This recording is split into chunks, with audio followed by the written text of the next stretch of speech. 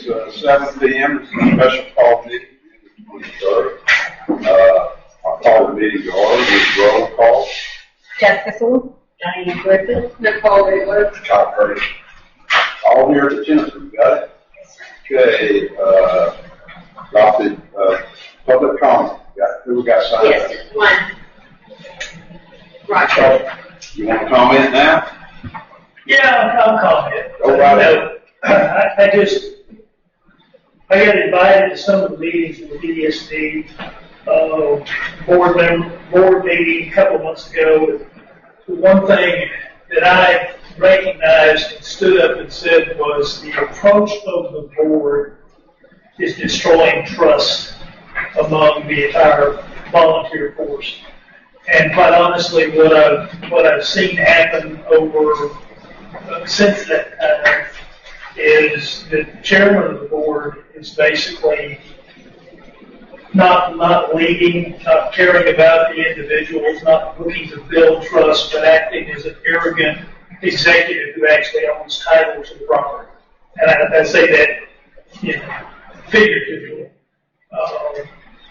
And when you're running a volunteer force, beyond the argument over the property and over Coldspring, you just begin to see other issues that will become detrimental to that force being functional. Some of that we'll be talking about tonight. The reason I called the meeting is getting too close to that August date that they put on us. And I felt like I needed the council here makes the decisions. I'll bring it to them, and they instruct me, and I go out and try to do what their wishes are. So I felt like with all the stuff that went on the internet and not discussed the way it was supposed to be done, or at least the way I believe it should be done. Okay? I felt like they needed some documents to study for our next meeting is the more important meeting. The first Monday, when is that? July 7th. And right behind that, Commissioner's Court, I believe, has a meeting. We did. Okay. But I wanted to get these people to make the decision I made for the city up to date. So if it comes down to the fact that the city has to operate a volunteer fire department, they understand the importance and the expense of doing that. It can go several different ways. It can go, since it's quite obvious, and a little bit I'll discuss about the building, what about the equipment? Is the city going to have to go out and buy equipment the taxpayers in this community has already bought? And that'll be an issue that I hope that the Commissioner's Court will address. Okay, and I'll go in a little bit to the meeting I had with people who came over from ESD and brief them on that.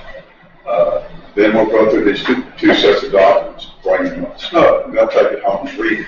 Okay, I don't expect them to read it all and listen to it here. I'm not going to say a whole heck of a lot about it. I want them to come to their own opinion on this. And then we'll be informed at our next meeting, and we'll decide what course of action we're going to take at the end. Okay? So let me go on with that. Any other ones, Jody? No, sir. Go ahead. I just want on the dates, I want to real quick. In the last ESD meeting, they set up the next ESD meeting. Was supposed to be August. Actually, I think it was. When's the cutoff? When's the 60 days up? August 5th. August 5th. August 5th. So I know they put a July 8th date as a sit down with the department, and this was at the meeting. I was there, but I understood it's been changed now to the 14th. So July 14th in Shepherd is where they come together and try to work some things out. Give them enough time ahead of this August 5th date. And I think then there's one more ESD before that date. I think so. So everybody kind of knows where the next meetings are going to come up. All right, that's fine. we'll look at it again on our next meeting, and hopefully we'll have more bits and pieces where we can decide what direction we go. That it? Yeah, because ESD money is my taxpayer money, right? Yes, ma'am, it is. Okay, so whether. It's mine also. Okay, I was gonna say, so tax, like you're saying, taxpayer money, whether taxpayer money is here, taxpayer money is here, it's still paid for by the taxpayer. Well, I'm going to get in that briefly after reviewing this, and I've got counsel here, and he's reviewed some of the stuff, and we're going to talk a little bit later on about these documents and what I see in the documents about fire department corporation budgets they're given to operate on. And is that their discretion of money to spend? I think it is. It's in their budget. And we'll get into that on this second set of documents I give them briefly. But I'm not going to interpret it too much. I want them to come up with their own thoughts on it. And we'll see how it goes. In a nutshell, council and I have talked, and we both agree on one thing. This is not our problem to solve. The ESD was created by the county, and the county appoints the members on the board. I can't come in and demand someone be removed. Okay? I can ask for a cooling down period and see where we go and what happened. Because I see some flaws in what happened, and we're going to talk about that in a minute briefly. That don't mean that the way I see it is the way it is. We'll see how this plays out. Okay? Anything else? Okay. The first thing I'm in the briefing on. We gotta adopt the agenda. No, I second. We went to public. All right, go ahead. Okay. All eyes. You just hang in there, Joey, with me, okay? You're doing a good job. The first thing on here is a briefing by myself concerning the meeting I had with the ESD members. I had 2 board members come over and ask for a meeting after the commissioner court meeting. And it was a good meeting. It was about 3 hours. And the outcome of that meeting is all over the building, okay? There at the end, they wanted to know if the city would lease that building to the ESD. And I said, well, that's not off the table. But before we even discuss that, we've got to talk about 2 things. Number 1, the 60-day notice. It needs to go away. Because without it going away, the corporation and the volunteers no longer exist. Okay? And they agree. That was something that they could work on. And the 2 of them thought that that could be dealt with. And they said, well, what next? And I said, well, your contract for the next 3 years. It makes the corporations go away. It makes all the property that does not belong to the ESD, but did not belong to the corporation, gets swept into the ESD. And my comment to them is, I don't believe this is the intent of what the community wants to do. Yes, we do need centralized firehouses. The 2 main ones that will come up in the next 5 to 10 years is Shepherd and Coldspring.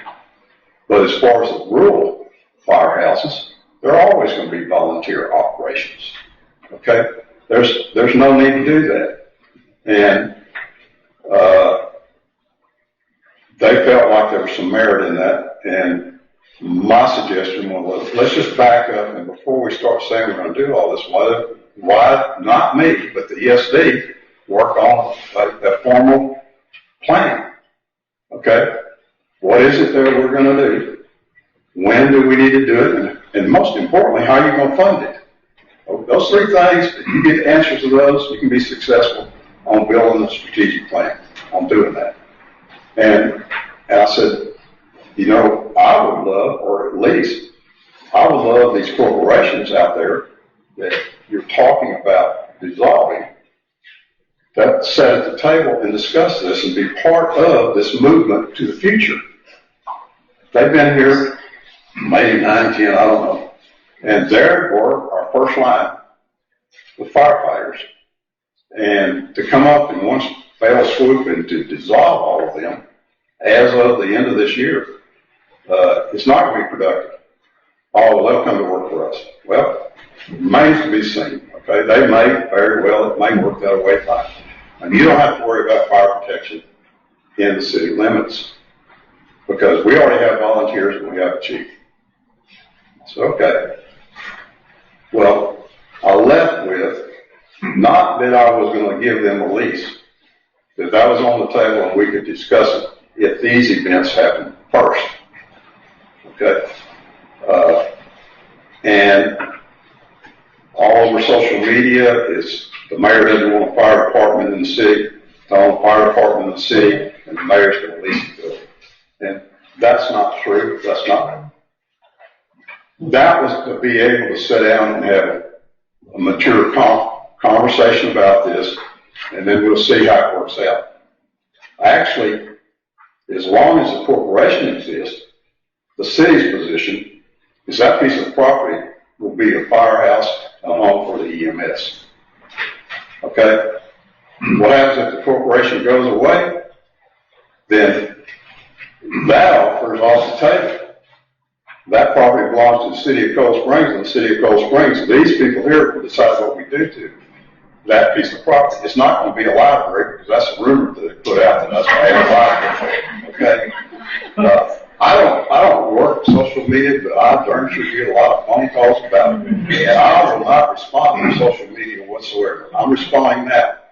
And when the challenge about the building, and we discussed this, came up and two individuals from the ESD continued to call my home phone and leave messages and continue to call and say, I had legal problems and they had to have title to the building. I found it after listening to my partner enough. I said, I'm not going on social media. So I'm going to draft a letter and I'm going to get the council to look at it and I'm going to send the letter to their leader. And I did. And that was the end of the phone call. I made it clear that under no circumstances was I going to do that because, number one, I don't have the authority to do it. Number two, in our deed, when we took the property from the corporation, we pledged that it would stay a volunteer fire department and a home for EMS. Okay? So there's no need for ownership. We also pledged that we would pay the insurance on the building, we would maintain the building. Okay? And the contracts that stood would stand. And they'll stand until January the 1st. And then we'll see what we've got to do, what the playing field is. I would prefer that we take a deep breath. The corporations are still there and they're working on this master plan. And I've looked at what's been on the internet because I had to, because it was put in front of my face. And I understand that I'm not so sure that that's going to work in a flash, just like that. It's something there needs to be a lot of thought, and each stakeholder needs to have somebody there, not necessarily to drive the movement, but to put in pearls of wisdom on how to get there and end up with a volunteer system that we have, and if necessary, professional firefighters in a leadership role. And then I went over what I thought they should be doing, not that it counts. Number one, they receive the funds that comes in, and their job is to distribute it, and not just to distribute it, but to hold each of the corporations accountable for the money that they put into their budget. Okay? And number two is training. They support and make sure that everyone has the opportunity to get trained and gets training or retrained or whatever. That's their role. And I'm not so sure about ownership. They work their way into ownership, and if that works out of the way, that's fine. But In a minute, when we talk about the contracts, we'll see that there was a time where anything that was owned by the corporations is the corporations. Okay? From that day on, anything that comes along that they're going to fund gets in their name. And that's fine. I don't have any problem with that as long as they're supporting the volunteers in the system. There's been talk about that I'm going to throw the EMS out. Oh, no. The EMS, they have their side of that firehouse. They're not in this, okay? They will continue to operate it. There's been discussion about I'm going to do away with the heliport. No. That's there for a purpose, okay? So I get all of these ideas thrown on social media, and they churn and churn, and by the time it just explodes. Okay, and all I'm doing here is getting these folks ready to make some decisions by giving them more information, and I'm answering these allegations that are against the city and myself. And that's all I'm going to say about it. And they can go ahead and churn all day long and spread rumors, but guess what? Before it's over with, the people reading all that will figure this out on their own. They don't need to be, they're fairly smart people. I mean, and it may take a little while to dawn on them what's going on. I think all of this can be averted if they will work together. But that remains to see. Go ahead. Got one just to clarify for me and make sure I'm on the right page. Keep talking about if 60 days and that contract goes away and the department or corporation goes away, I don't understand that to happen. Because the contract is to support it from the ESD. Let's say what they say, department and district. Yeah, department and district. And they will still be that corporation down there. They just will not be funded by the ESD. And if I understand correctly, some of that tax money will go still to the volunteer fire department. It'll be carved out of the tax money. I mean, okay. So that is one contract that I'm not supplying these guys, because when I looked at it, there's a section of that renewal contract after January the 1st, section C, that was left blank in what was handed out. There's a subtitle C, but there's a blank in that contract. What goes in subtitle C? That ain't in the contract if that's not filled in. So why would any of the corporations sign and agree to that if you don't know what you're signing in C? And I just confirmed that that's what they were given and the other ones were given and told if they don't sign it, they're resolved. Well, if they do sign it, they're resolved, okay? And they fall under the Senate County Emergency District Fire Department, okay? That's what I see. That's what I saw in that contract when I read it. But it's not complete, so therefore, as far as I'm concerned, yeah, I don't think we can go on and you haven't seen new animals out there. Yeah, I'll get you a copy. That's the one that we're not talking about because the contract's not complete. It needs to be discussed. I just understood that when they got off that, these guys, the volunteer fire department, the department would still exist, and they're a 501(c), and that's the way they fund themselves in the past. They will continue to fund themselves that way. It's not in the new one. Not the new one, but I mean the one year under right now. Yeah. Okay, I was not made aware of that. In any of those other meetings, I didn't get that out of it. Well, let me tell you this. It's taken me about 5 days of reading this and reading it again and then pulling up the statutes on how they, and that is none of my business. That is the Commissioner's Court business. Okay? And we have to make a decision, and our decision next week will be, are we going to end up with a fire department in corporate city limits? And if we do, what's it going to look like?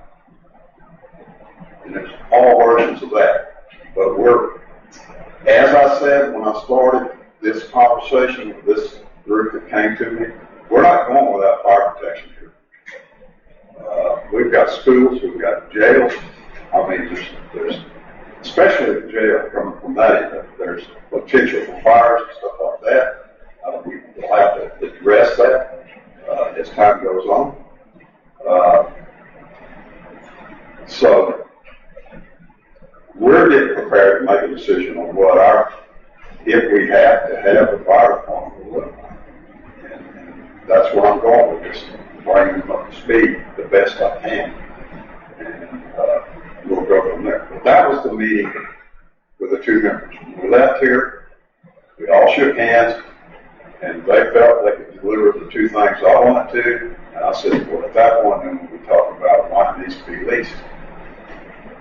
Because if the corporation stays, then the pledge the city made is it will always be a firehouse. There's no need to lease it. And why would you want to lease it? Because I'm paying for the maintenance and the insurance on it. I'm contributing that to the funds that come in. They can take that money and help support the training and do other things with it. So,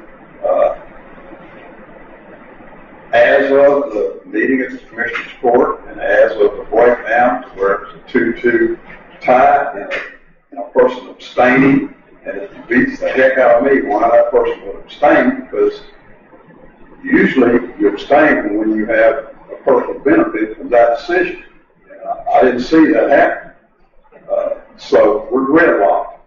That's why we're here where we are. Had that passed, and we'd be talking about lease and why we need to do a lease, and we don't. Yet the corporation's there because our deed says if we don't maintain it as a firehouse, it goes right back to the corporation. Along with the insurance, which we have, the Texas Municipal League, and the maintenance, which we're going to step up and make sure that it gets done. We're working on the sewer right now. Okay, that was that meeting, so I think I've covered all of that. Now we're going to go to B, and it's a discussion of possible action on Coldspring Volunteer Fire Corporation plan.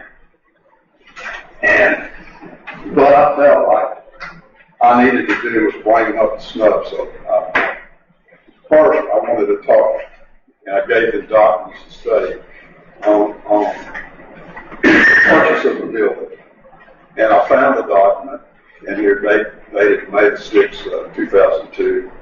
The Vice President was Alan E. Clark, and he details the actual purchase of the land and the price of the land, the down payments and stuff like that very well. I wanted them to take a look at this because it brings me up to snuff on how that took place with the school and the negotiation that went on and the actual price that was paid.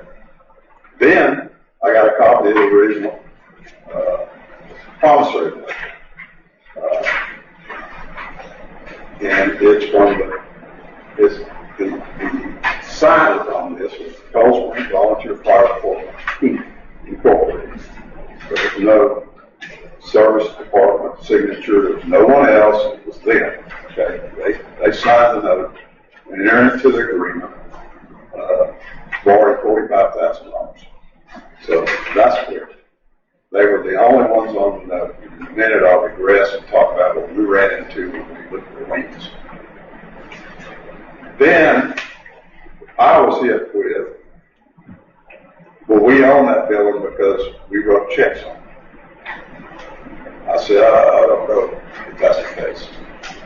So I've got some of the checks that were requested by the Coldspring Volunteer Fire Department, requesting Sanderson County Service District make a budgeted out of their budget payment on the note.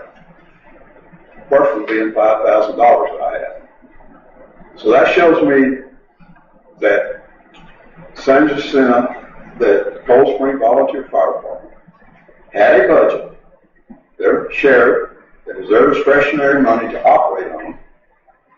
And it was easier in these days because their funds were small. They didn't draw money until they needed it. So basically, they're asking them to write a check and mail part of it. This doesn't mean that the emergency service district owns that much of the building. This was budgeted money. The way I'm reading this, the legal eagles can figure it out later. But it's real simple. It's their budget. It's their discretionary money. They wanted them to issue a check directly to the USDA, I believe it was. Not just one. Here's one on September the 9th, 2006, September the 17th, 2007, September the 15th, 2009. All those, they asked for the money to be drawn out of their share, their service area funds, operating funds, to pay on that note. Okay? It's not my interpretation of it. It's not ESD money. Okay? It belongs to the fire district. It belongs to the volunteer fire departments. And it's their discretionary budget that they had to put in for and receive approval for that budget. Cancel checks. I gave them a couple of cancel checks showing, once again, this is the evidence that was sent to me saying this is why we own it. No. I don't believe that. I don't mean you're wrong. It's I don't believe it. I know how budgets operate. I know that each of those volunteer fire corporations had to put in a request for a budget to operate under. I know that the ESD, I get the acronyms messed up, but you know what I'm talking about, the district, approved that budget. They didn't give them the money because they have oversight of it. And each of these requests for the drawdowns, they approved and they sent the check for them. Does not mean they have ownership in the building. Whenever, and this was just to bring them up on that, whenever I was approached with the city take the building, I didn't ask them why. Because I already agreed to put a roof on it because it was leaking. And I wasn't expecting to be refunded because they supply an important service to the citizens of Coldspring. So I said, let's get 3 bids. They came in around $50,000. I approved it. We started on the building. At the same time, I asked, did y'all follow with FEMA? Because I was already following with FEMA on some roads and stuff. No. I said, well, you're in my budget, I can file. So I filed on it. And it makes no difference. I didn't expect to get any money out of FEMA. I hear rumors that we're going to get about $35,000. We'll wait and see. I didn't have to put any blue tarps up on the roof. They got a new roof, and they went up. Once again, I didn't do that for the ESD. I did it for the volunteer firefighters, and I did it because we owe that to them to support them because of the service they provide, just like the same thing I do with the library. They're one of the corporations that we fund, the service they provide to the citizens of Coldspring, just like I do with senior citizens. They have a budget from the city. And we did that through resolution. And we did that through case law to make sure we could do it. And it's worked. And we have funded when we're needed. And they have discretionary money in my budget. One of them asked for it on January the 1st. The rest of them just draw down as they need it. And that's just the way that we've got it set up. I think these folks here approve that budget every year. And as long as it's approved, those funds will be available. Yeah, we jumped out and spent a lot more on the fire department than what we expected, but we have the funds to do it. And I feel like they need it, and if we can keep them intact and get through the storm, then we'll all be better off for it. It'll be money well spent. I guess that's all I'm going to say, other than council study. When I said, let's double check and see if there's a lien on the building. The only thing, and Mr. McGee, you can stop me if I'm wrong, that we found was there was an outstanding lien from USDA that hadn't been released. It had been paid, but just like the government, it got overlooked and it was still out there, floating around. Didn't mean anything because it had been paid off for years. And Greg, I think he went to Tyler and talked with them and said, oh yeah, that's an oversight, we'll give you a release lien. And I said, good, when you get it, come back. And we had a heart-to-heart meeting. I said, is this it? He says, yeah. I said, there's no lien. He said, no, not that I can see. And so I believe we recorded the lien when we recorded the transfer, or we may have did that first, I don't know. But the lien, release lien, was recorded. It was Anderson County. It was. And then the corporation voted unanimously to transfer the property with those agreements and a reversion clause in there that says the only place that the city of Cold Spring can give that firehouse to is back to the corporation. We cannot sell it. Okay? It goes back to the corporation, and it can be whenever they ask for it or whenever we say we can't deal with it anymore. And it's between the two of us. But the only place, and that's what I've tried to convince the SD, is I cannot give you that property, even though you claim it's yours. I cannot do it. The only place that that can be transferred is back to the corporation. And everybody here understands that, I think. The district understands that now. I'm not sure. They threatened me with lawsuits. The bottom line, they went into a meeting, came out and said they're not going to, at this point, they're not going to sue the city. Which, whatever. I mean, if it serves no purposes, if they can. Okay. So that's dispersion. But I bring it all up, the snuff on the building. I think is strong. It stands as it is. It belongs to the city of Cold Spring, and we'll continue to maintain it and support it for the volunteer fire department, as long as there's a corporation. If somehow that corporation gets dissolved, then that reversion clause goes away because they don't exist. And that building belongs to the city of Cold Springs. One thing I will keep, and I told the EMS people, do not worry. You have a home. If they build you a new one and y'all move, okay. But our agreement to support you with a point and the help for it stays just like it is. There's been a lot of speculation on that. So we cleared out here. These guys understand it. The next documents that I pulled, the best that I could was these agreements. And the first one is the 3-year agreement that they are working on. Not the amendment to it, but the 3-year agreement. And I've highlighted for y'all and Mark and E. Now, put some numbers for you to look at. And I guess Monday night we'll get comments on that. Page 3B, you need to take a look at that. Page 3C, you need to take a look at that. And you certainly want to go on to page 4 and read the rest of it. Okay? And the rest of this is boilerplate. It's typical contract or agreements. In one point, they call this a contract, and the rest of the points they call it an agreement. Makes no difference. Okay? But take a look at that.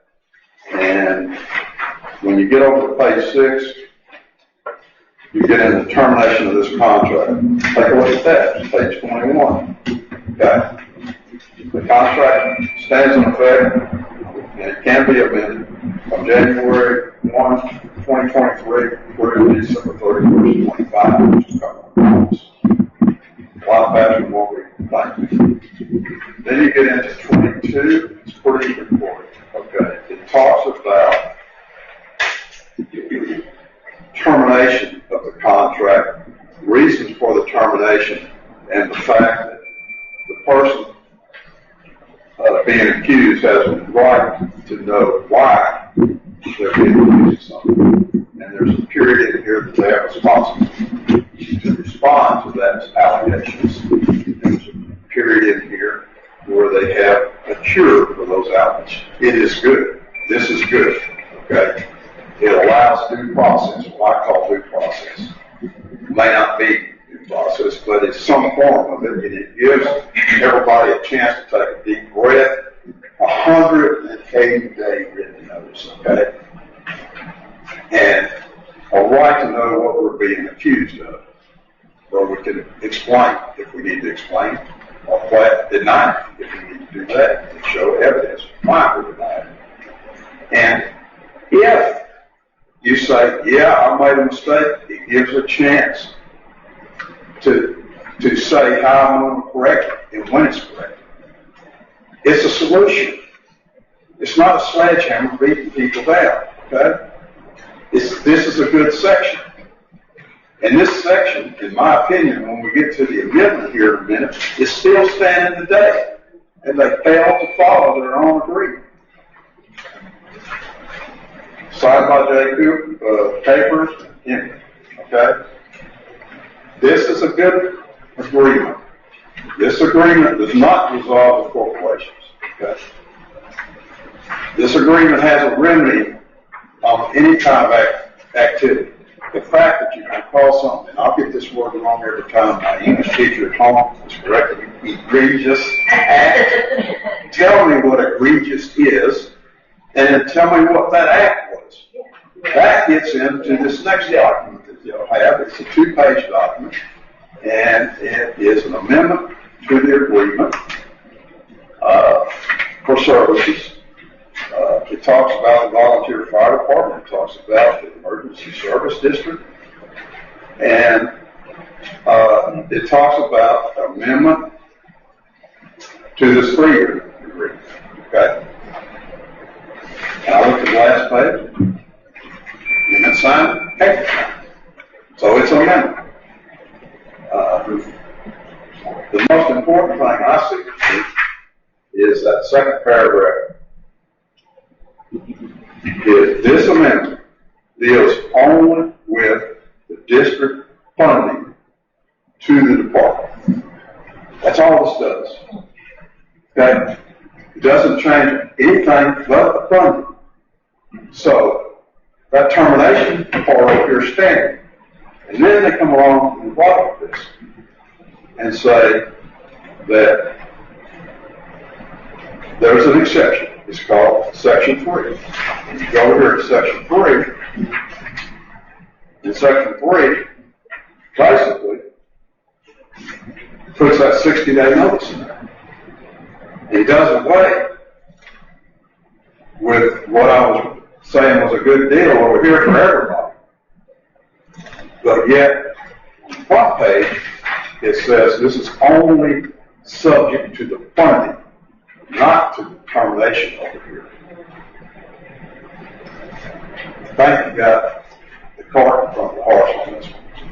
Because I think there's enough confusion here to go to court and say, this does not change that. Because you stated here that it's only dealt with funding. It doesn't deal with termination. You threw Section 3 here in the back. Okay? So someone smarter than me will have to figure that out. Okay? But this is a problem when it comes to termination in this one. Because remember, this only deals with district funding, okay? Not termination. Y'all look at that. The last thing I have, and I discussed it with the 2 members that came over, was this notice went to the fire chief. And this was served as the fire chief's place of employment. And the 2 members didn't know that, and they were upset that it was served as the place of employment, because that was so necessary. So I start seeing some potential federal EEO problems here. Okay. Just if it's true that one of the new members was barred from going into executive session from speaking on anything, I see some problems there. We don't want those problems. Okay. At the state level, I've dealt with those problems. They ain't fun, okay? You're guilty. You you got to put yourself in it, and that's going to be a tough time when some of these actions that are taken. But once again, that's not my issue. I just think it was unfair to serve this notice, and I'm not so sure that this notice is appropriate because in the original contract it told you how you were to serve notice, and in the amendment, I repeat myself, my wife told me not to do this, but it specifically said this will only deal with district planning. And then they threw that section 3 in. And they think that does away with what's in the contract. That's my argument there. That's what you guys need to look at. And then I will briefly talk about the new contract that I got. I read through that. It's very clear, with the exception to C, because they don't tell us what C is. It's left blank in that contract. That the corporation are not going to be there. The volunteer firefighters are not going to be there. That will become, Coldspring Volunteer Fire Department will become part of the Los Angeles City Council Emergency Service District Fire Department. Is the way I interpret it. I'm going to regress a minute. I had a meeting with Brian May for about 2 hours here. He wanted my attorney to be there, and I said my attorney was sick, he couldn't be there, and he was going to bring his attorney.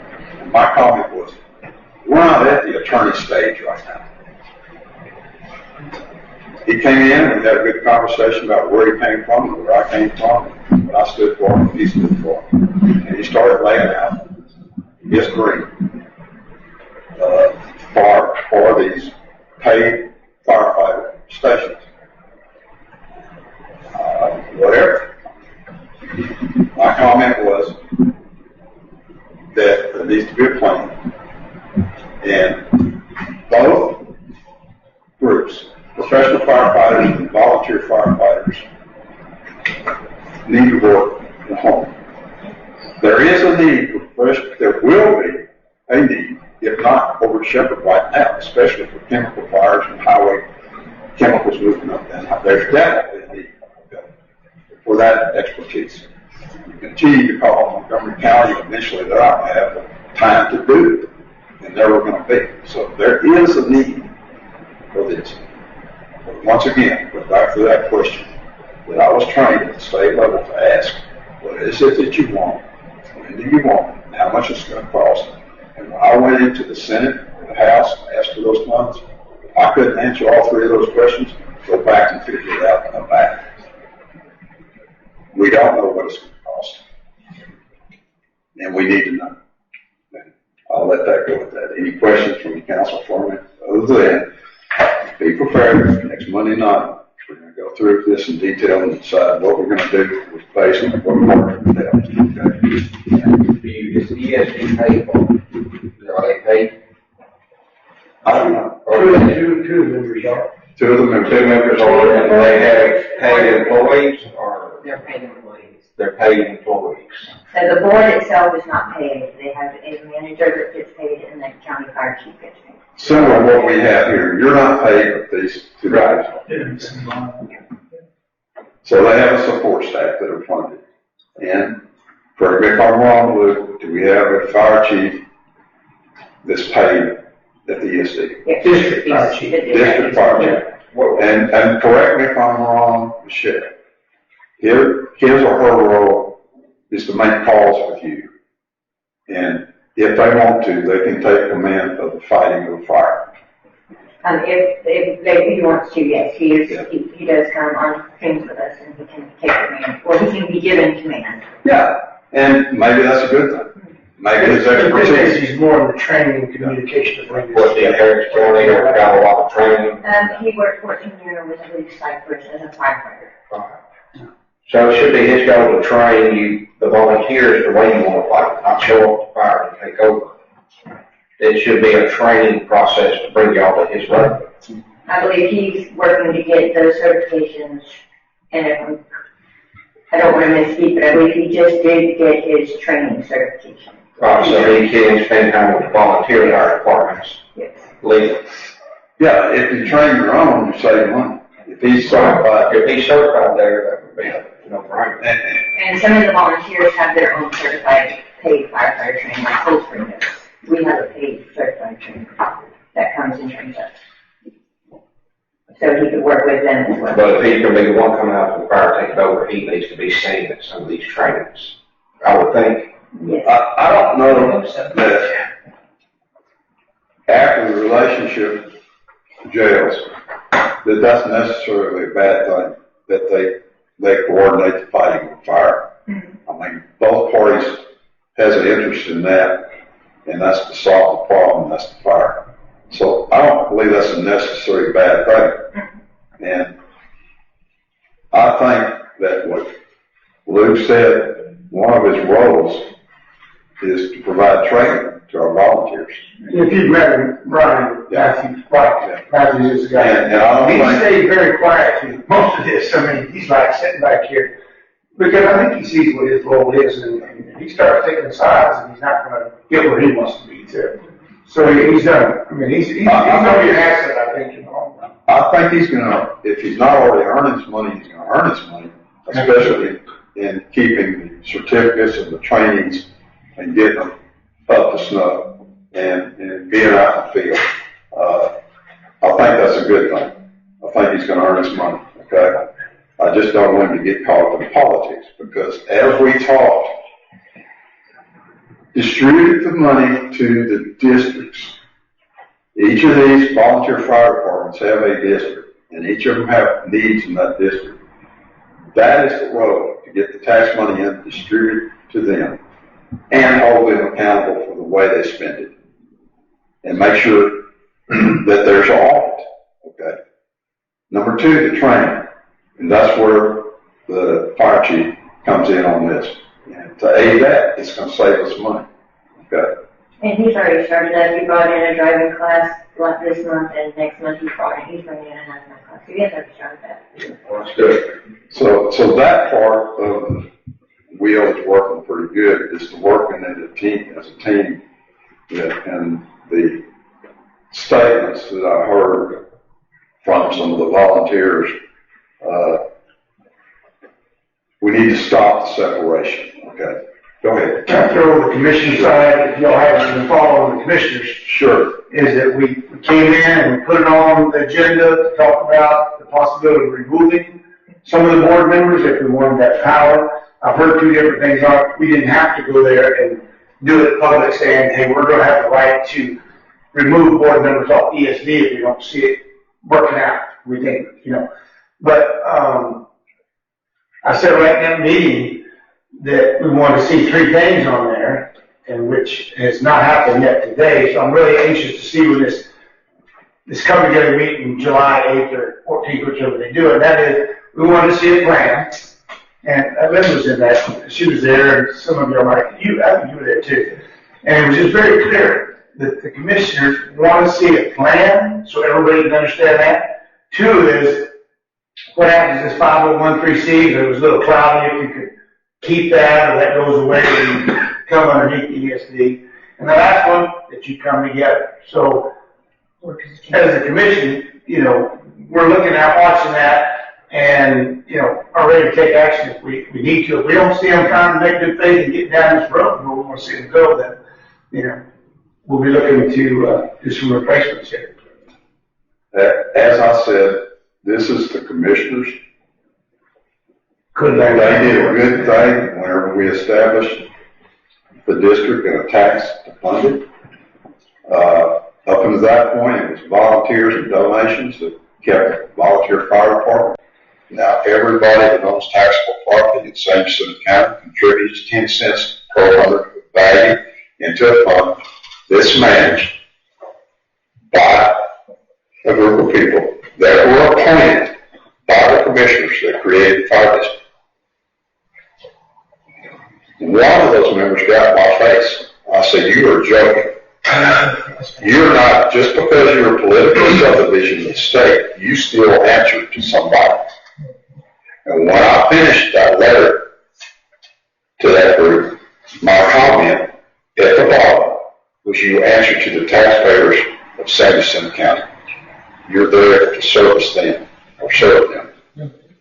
And your governing body at home is the commissioners, the ones that support you. Don't tell me that you don't answer to them because now you're a political subdivision. Everybody answers to someone, okay? And that didn't go very far, so like an inmate told me, boss, you just can't be stupid sometimes. So much for my correct wisdom. Any other questions, Bob? No, that's it. Well, maybe you go in there too, that I want to reiterate, because we're here, that all 9 of the fire departments are under the contract right now. There's a lot of support, I think, the ESD, what they have done in the past, there's a lot of support out there once in a while. So it's not we don't want ESD or where they're going. It's just how we're trying to get there is not working right now. Is that, would you say that, Travis? Because they do have a good function and they work for a lot of years. We've had them for, since 2002 or something like that. So they've been around a long time. Right here, this big change is coming a little too hot and heavy, and that's kind of where we're at. And I haven't talked to anyone that doesn't agree with the housing that's coming at us, with the number of people who live in our county, increase the number of heavy haul trucks on 59. With the ones coming through town, I'm working with TechStop now about getting the truck route around town rather than through town, which it's a 20-year project, but someone behind me can see that it's finished if I can get it started. Okay? 17.5 is the housing map route. Yeah. Over there, down all over that 17.5. You've seen DPS in here more, and they're launching these trucks that are running the scales from 45 to go over 59. So you see a lot now happening. And I actually see people slowing down for these new signs that we have in town about the speed. You need to slow down, you're going to be the first one that gets a ticket on the sign that you put up. So, one quick question. On August 5th, if they terminate the deal, they're going to support all springs. They're going to have to fall under, they don't fall under, they don't own their property. I don't know. I didn't get into who owns what, other than I was told by the mayor and Shepherd that they own the fire building there right now. I don't know what that's true or not. Doesn't make any difference. The fact is, yes, after the 5th, if something doesn't change, what are we going to do? Always, that's come out quick, and that's why we're here tonight, and that's why we're going to have a plan. But are they have funded to take over everything at August the 5th? Well, number one, they can't take over the building. You are. Number two, my big dilemma is the equipment. Should be ready to take fire department, take over everything. You've got to raise your tax base somehow. The only one that can raise that tax base is the tax voters. They have to go to the polls and vote and make 10 cents higher. Not going to happen, I don't believe. Well, Mary, if you have really good, just let you know, Rob, if you own that Oasis building, ESD owns the whole building. Yes. And now if they're part of their master plan, to turn that into the fire department, the headquarters, you might say. Yes. And that's, and they do have a building, and they do have equipment that can move in there according to them. It just depends on where that's coming from. The equipment from the Coldspring. How come they didn't do that already with the building? From what I gathered, the survey over there is that the fire department could come up with a plan, and your architects and everything on that, and that fell apart for easier terms, but this didn't happen. And my other question, are you saying that the ESP is supposed to have a plan written for this meeting when this July, whatever, 14th? That has been being asked for quite some time. I've been at their 18 meetings when it was over at the fire department and all that, and I heard her say more than one time, Michelle say, can we see a plan? So I don't know what's to expect, and it has not. It hasn't happened, so are you expecting it? on the 14th, is that part of what you were saying? Okay. Because I see this fifth coming up, and we have another meeting ourselves, and, so. Yeah. The meeting that they scheduled for the 14th is for the ESD board to come together almost as a workshop to formulate or agree on the plan. Are they including all the volunteer fire departments, or is it just ESD?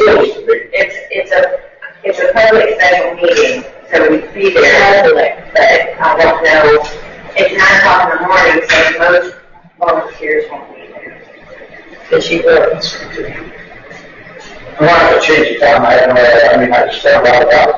Now, you know. And then the regular ESD meeting is on the 21st, and then they're supposed to hear back from their fire chief if Coldspring Fire Department has improved, because he's supposed to work on this to improve. But when Sean met with him after the last ESD meeting and said, what do you need from us? He wasn't aware of what he was supposed to get from us or do with us to be able for us to show him any of our stuff or how we've improved. So we're still unsure how we're supposed to prove we've improved. So there's a little confusion. And have they documented what you failed to do? So they're never giving you a reason why they're doing this. But they're not testing the building because we sold the building so we're going to come trust. You didn't sell the building. That's right. But that's what they're saying. And they reached their contract. They can't say the phone is that, but at the meeting I remember, which was rather contentious, where you had documentation presented to the board, they wouldn't accept it. But they kept trying to make an argument that there were failures that happened, I think, in October before you read it in that role. And when they began to, it's like, if you guys are going to come together and have a meeting on something that's contentious, you might talk a little bit among yourselves before you can't handle it like idiots. They didn't do that. And so all of a sudden it was like, okay, we're going to stop that.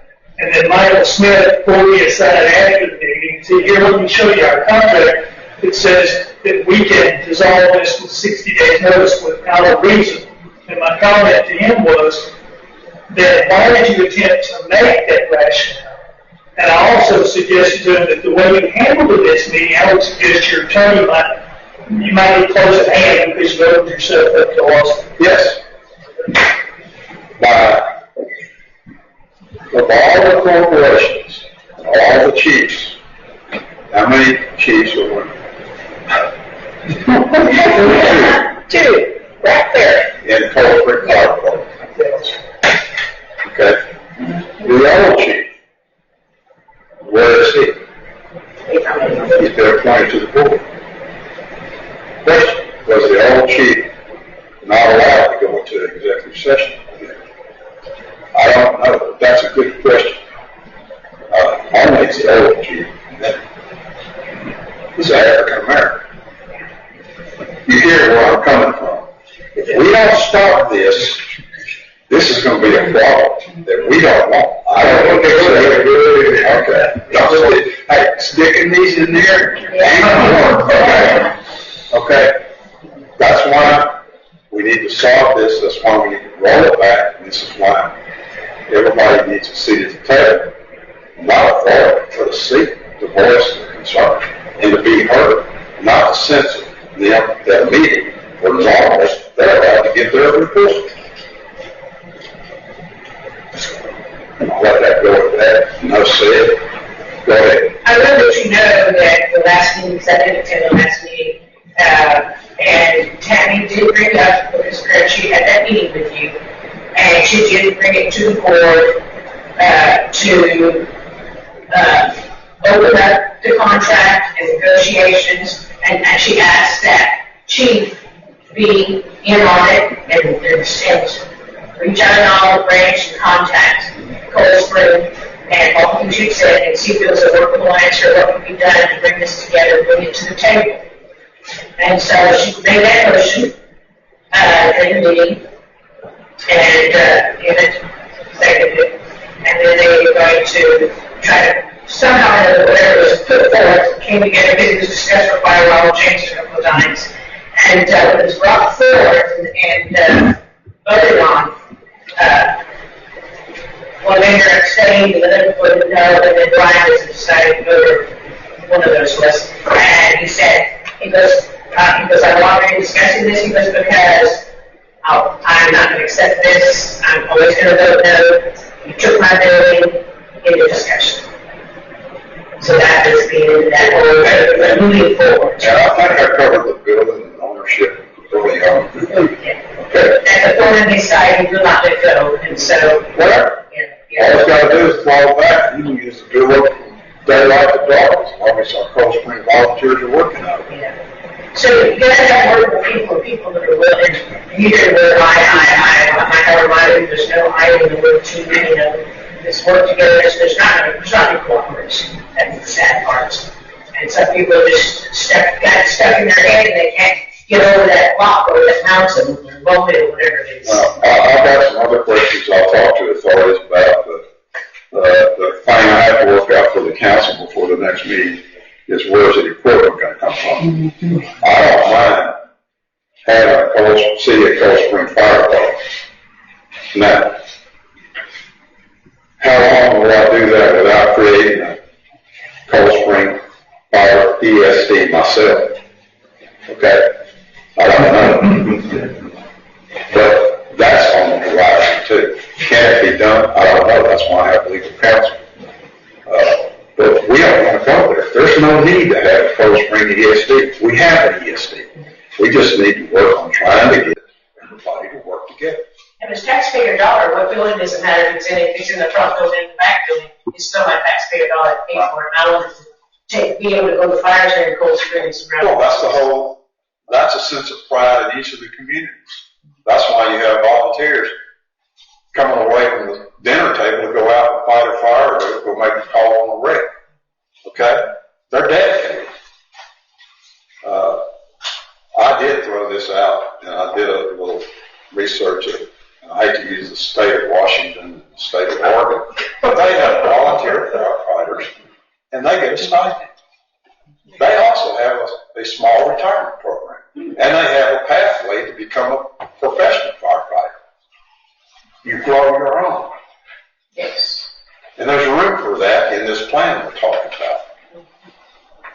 So that might be the only thing that the voters would agree to, a little price increase that's earmarked for that volunteer pathway.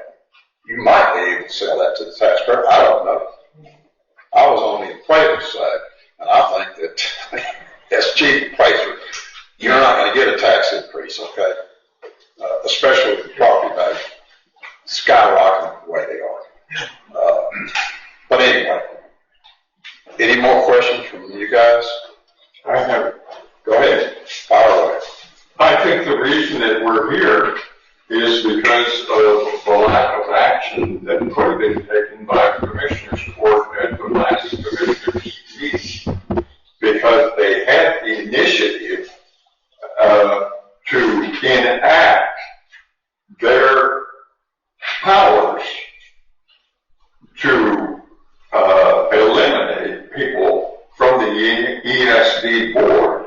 But when Your Honor looked out at the audience that was there, because it was pretty well populated, he got cold feet and it got tabled. And so immediately after that, that's when they come over to you. Commissioner's Court could have enacted, and they didn't.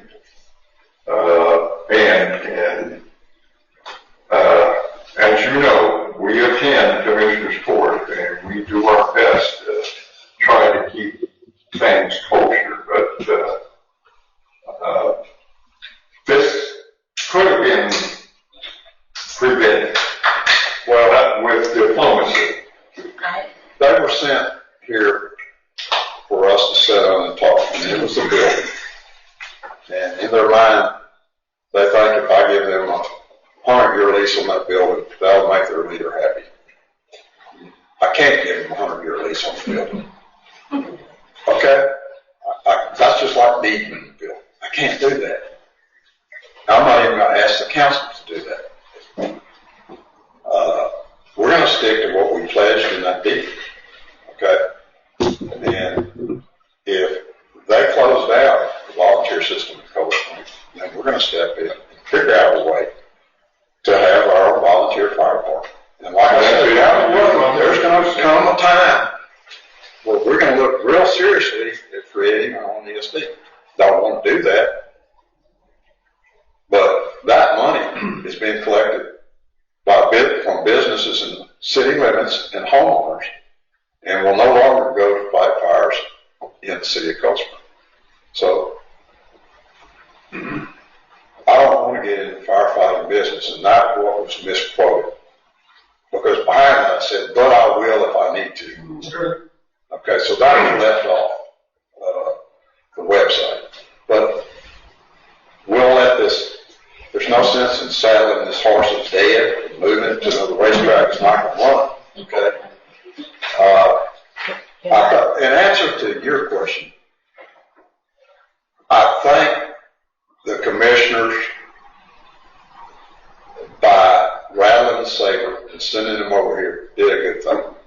Okay, you little kids, y'all are fighting. Y'all go back in there and figure out how we're going to make this work. And we had a plan. And the two that came here had a plan. It just didn't work. Right. The colonel I worked for said, John, back up your artillery, let them fire the first round and see where it fires, drops, and then we'll know what to do. We're backing up, okay? But if something don't change, then I have to do something before August the 5th. So that's the plan that will be formulated at the next meeting and discussions. And I'm going to be optimistic and think that something is going to work out. The elements that I asked for are not unreasonable. Yeah. Get rid of it. Say what it is that they've done. Let them respond to it and work an action plan to correct it. And then let's move that hurdle out of the way first. Now let's talk about the end of the year. The corporations need to stay, okay? They've been invested in this since day one, and there was a reason for that. They might not have as big a voice, but they need to be part of the solution where we're headed because they have the experience. But you have some people that are in charge that need to throttle back also and say, okay, and listen. Yes. All right? And we'll see if it can be done. Thank you. We appreciate all of you. Well, appreciate you. I appreciate this council because they've allowed me. Yeah, I wouldn't be here now if I couldn't run it the way I wanted to. And I'll try to give them the information. And we had disagreement one time over stop signs, and I said, okay, we ain't putting the stop signs. See, and you know what? When I sat down with the sheriff's department, the new group, and we talked about stop signs and we issued tickets and stuff like that, it says, well, if you want us to issue tickets on the city stop signs, you need to pay the line for people to stop behind. Amen. And if you don't pay the line, then they don't violate that stop sign. And if you look at the state highway, down at the intersection, those white lines are there. And so I come back at them and I said, well, why aren't y'all enforcing the right on red? Because people, you're supposed to stop first. On right on red. You got a steady flow of rush hour, and you can't get out of the grocery place. But anyway, I'll shut up about that. I appreciate the council. They've got a tough job, and we're going to look at it, and hopefully there's some things that can change a little bit as we go into flexibility. I'll stick to what I said. If it means that the city operates a volunteer fire department, we will figure a way to do it. We own the building. EMS is welcome to stay there as long as they want to. They're not in this, okay? And we'll go from there. Any other questions? And we'll move on so we can go home. My dogs are waiting to be fed. I've got 3 items. Look and see discussion of possible action on issuing notices to the file. First one is we had a warranty package that we purchased on a vehicle that we just got. And we went to exercise the warranty on a power steering pump that blew up and then burned up with a wet booster because those were covered under the warranty package that we had. The company sent out a They agreed on the damage, agreed it was covered. The next day, we started to order the parts, and the company called and canceled the contract. Right after we claimed, and their guy came out. So, thank God we got a great attorney. This is one thing I'd like y'all to, and you can make a motion at the end, and you can cut out 1, 2, or 3, because I can do all 3 of them, is for you to authorize me to work with Greg on solving this problem that can be solved, okay, on the vehicle warranty. The next one is damage to a 6-inch gravity main at P-patch. We ordered 3-phase service at the P-patch about 3 years ago. We paid Chico Clark. They came out and we agreed on where the pole would be on the back side of the fence. Their flag was there. We surveyed the line down here and we marked where our 6-inch line was on the side. Their subcontractor came out and commenced to drill a hole where our flag was right over our 6-inch line. They cut through our sewer line and damaged it. We had to call a vacuum truck out to keep all the waste out of the way. We cut the line and splice it and put it back in. It was not that expensive, but I feel like the subcontractor or Chico at least ought to take part of that repair. Due to confusion, okay? They saw the flag, first flag they saw, they started drilling. It just happened to be on 6-inch sewer line. That's one I'm asking that you give me the authority to go ahead and work on. Number 3 is pressure main and hill, which is a fire station. The cable company, in all their wisdom, bored and hit a 2-inch line, 2-inch pressure line that connected 2 lift stations, one in the back, one in the front, and caused the sewer to back up, which you probably need to improve the showers anyway. But first thing I had to do was fix the pressure line, and I used Kevin to do that. I've got a bill for that. I'm going to ask Collins Cable to refund that to us. They alleged that we told them where the line was. I said, well, who told them? Oh, well, the water office told them. I said, the water office don't know where the sewer line is. The person that comes out when you call is me. And I'll usually talk to Amanda and ask her to pull me the plate, and I'll come out and we'll show you where the line is. And you didn't call me. You normally do. I've been out on Sunday mornings. I've been out whenever I had to go out. And usually I say, you see that manhole? You see that manhole? Our sewer line runs between the two before it. Well, this was a little bit different. The reason why it didn't leak immediately, it was dry. And it tended to work until it got wet and built up, and then it backed up. It made quite a mess. But that's been repaired. I have a bill on that. What I want y'all to know is if you approve it, I'll be asking to reimburse us for that. I need to. I'll be great and Bob on the last 2. I'm going to turn, after tomorrow, I'll turn the warranties over to Greg, because that is about 20 grand. Okay? It's still avenue, not building. What? That's still avenue, not building. Well, I've got avenues, I've got lanes, I've got streets. Most of them says streets. But I still say lanes. And Mr. Paul, Chris is dead. His was avenues, and I got road right away through all that stuff there that he double platted. I think McGee's already heard from one of the developers that will vacate that alley if you meet some bounds like we've done before, because we don't use them, and clear that up. But yeah, I'll make note of that. Avenue, right? Okay. To me, an avenue has something in the middle. They got wrong. So what I need is for y'all to authorize me to issue notices on these 3.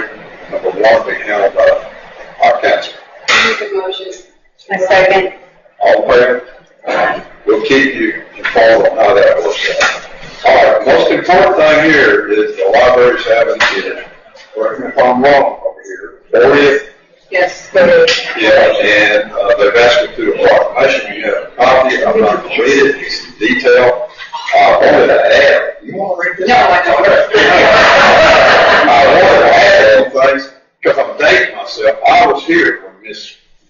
former in Miss Edith Park. One is called the San Jacinto Area Library. And I supported both of them. I knew Dorothy very well. And whenever, I said I'm done. Whenever they wanted to affiliate with the Houston Area Public Library as a book support, the county and I went together. It was, I think, it was started out $3,000 and we split the cost, and then the county had some problems with funds. Next year it went to $5,000, and they opted out. The city picked it up, which once again the library tells about the community. When you get a library, you're making progress. Okay. When you have senior citizens that is a shelter, you're making progress. And when you have a volunteer fire department, you're making progress. You're acting like a real community and not a cut and shoot type operation.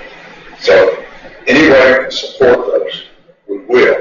And I made a suggestion to Miss Edith this morning that since you're not getting the viewing that you have down there, I just purchased the site. I said, if you will consider moving up the hill and get more visibility, I will give you a 100-year lease on the track. And they voted and they did that. That's way beyond what they know about. They know about this building, this location, but there's a lot of people. Miss Trapp was involved in that. Miss Hightower was involved in that. A lot of good folks that thought it was important to get over that hurdle and say, we have public library.